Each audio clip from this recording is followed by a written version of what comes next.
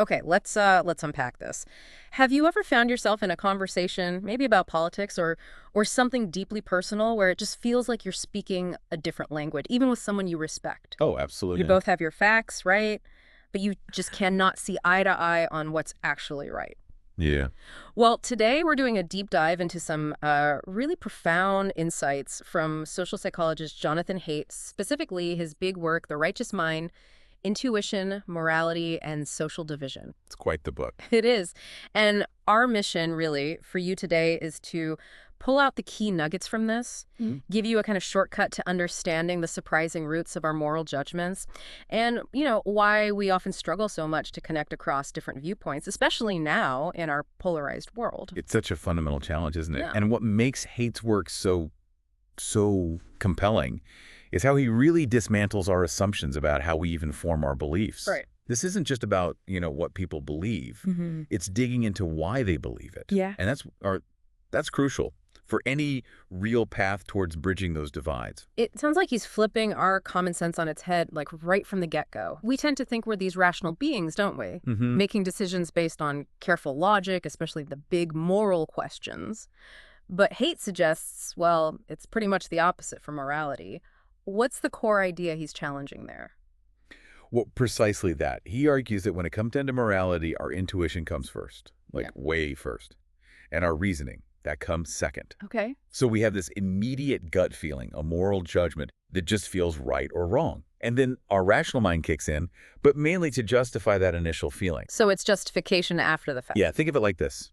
Our mind is less like a scientist objectively looking for truth and maybe more like a lawyer, building a case to support a conclusion that the gut already reached. Wow. Okay, so if our reasoning is often just like a loyal advocate for our gut feelings, does that mean pure logic is essentially useless, for changing minds? That sounds a bit disheartening for anyone who loves a good debate. Well, that's a really crucial point, and it definitely reshapes how we should probably approach disagreements. If our moral beliefs are felt first, intuitively, it means just throwing more facts at someone. Often, that won't change their mind. Because the conviction isn't really rooted in those facts alone. Exactly. Their conviction comes from that deeper intuition. So it challenges us, to think beyond just logical arguments. Okay, right. So if intuition is primary, what are these gut feelings based on then? Haidt doesn't just leave us hanging there, does he? He identifies what he calls 6 fundamental moral foundations that sort of shape these judgments. He does, yeah. Can you maybe walk us through them, perhaps with a quick example for each, just so we can really grasp them? Absolutely. Yeah. And these are like the building blocks of our moral intuitions. It's key to remember different people, different cultures, they weigh them differently. That's huge. Got it. So first, there's care harm. This is probably the one we think of most readily. It's our sensitivity to the suffering of others, right? Yeah. It fosters compassion. Like seeing images of suffering kids or debates about welfare. Exactly. Okay. That taps right into the care foundation. Yeah. Then number 2, we have fairness cheating. This is our innate sense of justice, reciprocity, proportionality. Ah, okay. Like when people get upset if someone seems to be getting away with something or getting something for nothing. Precisely. Or arguments about taxes, equal opportunity. Often they revolve around what's a fair share. Okay, third is loyalty betrayal. Loyalty. Yeah, this is our instinct to stand with our group, our family, our nation, our team.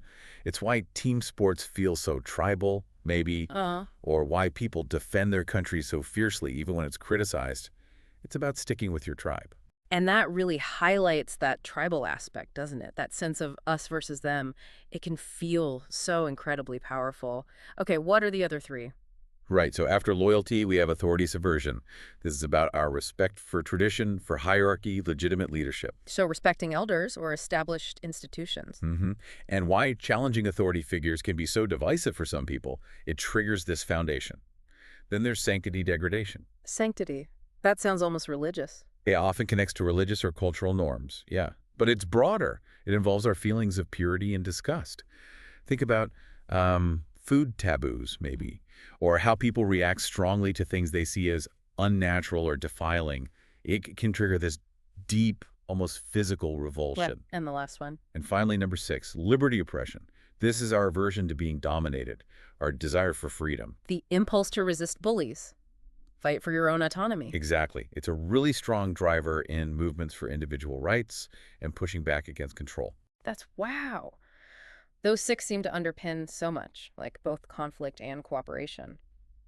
And now, knowing these foundations exist, it really raises the question, are they weighted the same everywhere? You mentioned cultures weigh them differently.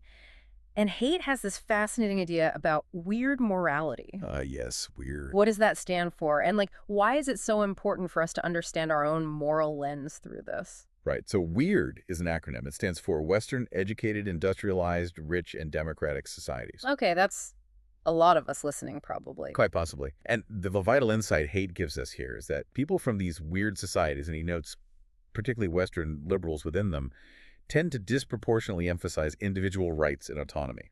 So primarily care and fairness is the main basis for morality. Right, those first two. Yeah.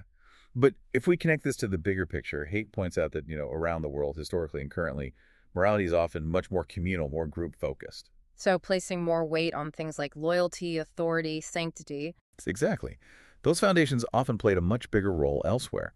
And this fundamentally challenges our assumption that our way of thinking about right and wrong, heavily based on care and fairness, is somehow universal or the default. It means our normal might actually be, well, statistically kind of weird. It's certainly unique on the global stage, yeah. So our own cultural upbringing might be shaping our moral defaults in ways we don't even consciously realize. Okay, if our morality is shaped so much by culture and these foundations, what about our basic nature? Haidt suggests we're not just selfish individuals, but he calls us groupish creatures. What does that mean for how we operate? Groupish, yeah. It means we evolved not just to survive as individuals, but really to thrive in cooperative groups. Okay. So humans have this innate, deep-seated tendency to be loyal to our tribes, whether that's our family, our community, our sports team, you mentioned that, or even our political party. And this loyalty can be incredibly powerful. Sometimes it even overrides what might seem like our purely personal, rational self-interest. It's a deep evolutionary force shaping our behavior, our moral codes. It makes us incredibly cooperative within our groups. But maybe wary of those outside. That's often the flip side, yes.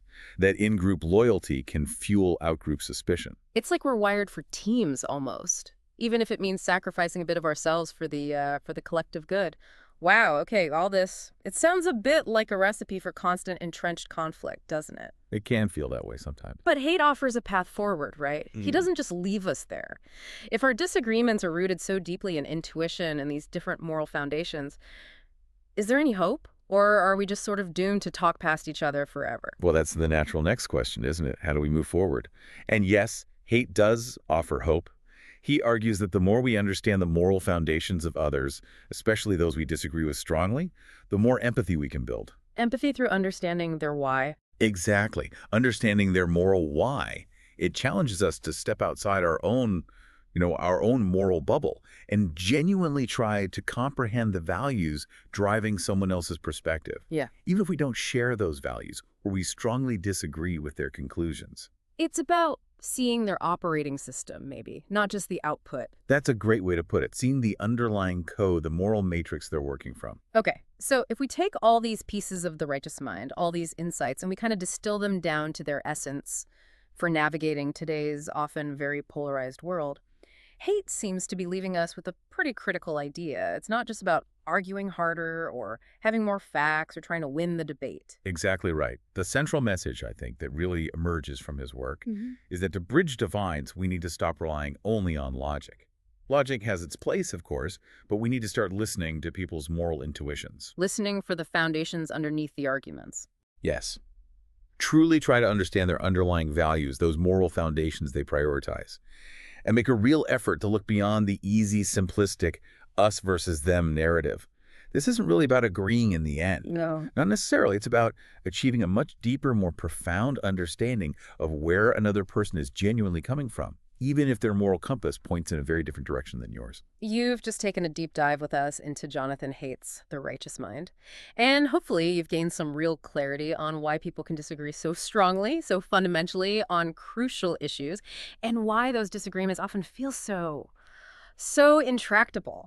Understanding these intuitive moral foundations, care, fairness, loyalty, authority, sanctity, and liberty, it can truly change how you approach conversations, debates, maybe even just how you understand the world unfolding around you. And if we truly embrace Haidt's insights, It really raises an important question for you, the listener. What if the most powerful tool we have for solving complex societal problems isn't actually a better argument? What if it's a deeper empathy for a different moral intuition? So how might understanding someone else's primary moral foundation, maybe the one they lean on most heavily, how might that change your next challenging conversation? That's a really powerful thought to sit with, and maybe the perfect note to end this deep dive. Thank you for joining us.